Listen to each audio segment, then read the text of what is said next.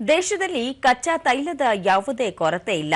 Petrol ಪಂಪ್ಗಳಲ್ಲಿ petrol ಹಾಗೂ ಡೀಸೆಲ್ಗಳ ದಾಸ್ತಾನು ಸಾಕಷ್ಟಿದೆ. ಪೆಟ್ರೋಲ್, ಡೀಸೆಲ್ ಬೆಲೆಗಳಲ್ಲಿ ಯಾವುದೇ ಏರಿಕೆ ಇಲ್ಲ ಎಂದು ಕೇಂದ್ರ ಪೆಟ್ರೋಲಿಯಂ ಸಚಿವಾಲಯದ ಜಂಟಿ ಕಾರ್ಯದರ್ಶಿ ಸುಜಾತಾ ಶರ್ಮಾ ತಿಳಿಸಿದ್ದಾರೆ. ದೆಹಲಿಯಲ್ಲಿ ಮಧ್ಯಪ್ರಾಚ್ಯ ಸಂಘರ್ಷ ಹಿನ್ನೆಲೆಯಲ್ಲಿ ಪರಿಸ್ಥಿತಿ ಪರಾಮರ್ಶೆಗಾಗಿ ನಡೆದ ಅಂತರ್ ಸಚಿವಾಲಯ ಸುದ್ದಿಗೋಷ್ಠಿಯಲ್ಲಿ ಮಾತನಾಡಿದ ಅವರು, ದೇಶವು 26 ಕೋಟಿ ಟನ್ ಹೊಂದಿದ್ದು, ಸಾರ್ವಜನಿಕರು ಯಾವುದೇ ವದಂತಿಗಳನ್ನು ನಂಬಬಾರದು, ಭೀತಿಯ ಖರೀದಿಗೆ ಮುಂದಾಗಬಾರದು ಎಂದು ಮನವಿ ಮಾಡಿದರು. ಸರ್ಕಾರವು ಪಿಎನ್ಜಿ ಸಂಪರ್ಕಗಳ ಹೆಚ್ಚಳಕ್ಕಾಗಿ ಅಗತ್ಯ ಕ್ರಮ ಕೈಗೊಳ್ಳುತ್ತಿದೆ. ಕಳೆದ 25 ದಿನಗಳಲ್ಲಿ ದೇಶದಲ್ಲಿ 2.54 ಲಕ್ಷ ಹೊಸ ಪಿಎನ್ಜಿ ಸಂಪರ್ಕಗಳು ಸೃಷ್ಟಿಯಾಗಿವೆ. ಹೋಟೆಲ್, ರೆಸ್ಟೋರೆಂಟ್, ಸಮುದಾಯ ಕಿಚನ್ಗಳಿಗೆ ಎಲ್ಪಿಜಿ ಪೂರೈಕೆಯಲ್ಲಿ ಆದ್ಯತೆ ನೀಡುವಂತೆ ರಾಜ್ಯ ಸರ್ಕಾರಗಳಿಗೆ ನಿರ್ದೇಶನ ನೀಡಲಾಗಿದೆ ಎಂದರು. ಕೇಂದ್ರ ಹಾಗೂ ರಾಜ್ಯ ಸರ್ಕಾರಗಳು ಜಂಟಿಯಾಗಿ ಎಲ್ಪಿಜಿ ಕಾಳಸಂತೆ ತಡೆಯುವಲ್ಲಿ ಕಾರ್ಯೋನ್ಮುಖವಾಗಿವೆ.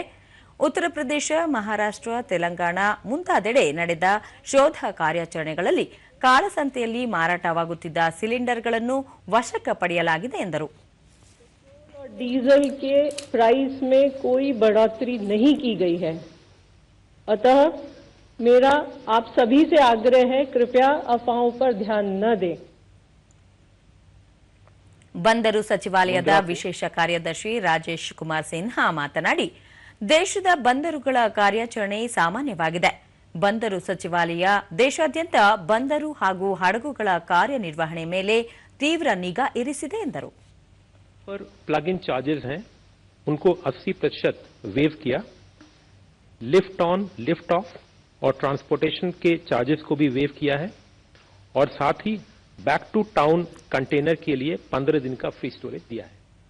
ವಿದೇಶಾಂಗ ಸಚಿವಾಲಯದ ವಕ್ತಾರ ರಣಧೀರ್ ಜೈಸ್ವಾಲ್ ಮಾತನಾಡಿ, ನಿನ್ನೆ ಪ್ರಧಾನಿ ನರೇಂದ್ರ ಮೋದಿ ಅವರು ಅಮೆರಿಕ ಅಧ್ಯಕ್ಷ ಡೊನಾಲ್ಡ್ ಟ್ರಂಪ್ ಅವರೊಂದಿಗೆ ದೂರವಾಣಿ ಮೂಲಕ ಸಮಾಲೋಚನೆ ನಡೆಸಿದ್ದಾರೆ.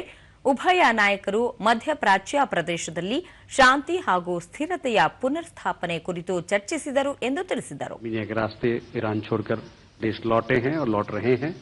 इनके बारे में माननीय विदेश मंत्री ने जो ईरान के सरकार की तरफ से हम लोगों को मदद मिली उसके ವಿದೇಶಾಂಗ ಸಚಿವಾಲಯದ ಹೆಚ್ಚುವರಿ ಕಾರ್ಯದರ್ಶಿ ಆಸಿಂ ಮಹಾಜನ್, ಮಧ್ಯಪ್ರಾಚ್ಯದಲ್ಲಿ ಸಿಲುಕಿಕೊಂಡಿರುವ ಭಾರತೀಯರ ರಕ್ಷಣೆಗೆ ವಿದೇಶಾಂಗ ಸಚಿವಾಲಯದ ವತಿಯಿಂದ ನಿರಂತರ ಪ್ರಯತ್ನಗಳು ನಡೆಯುತ್ತಿವೆ.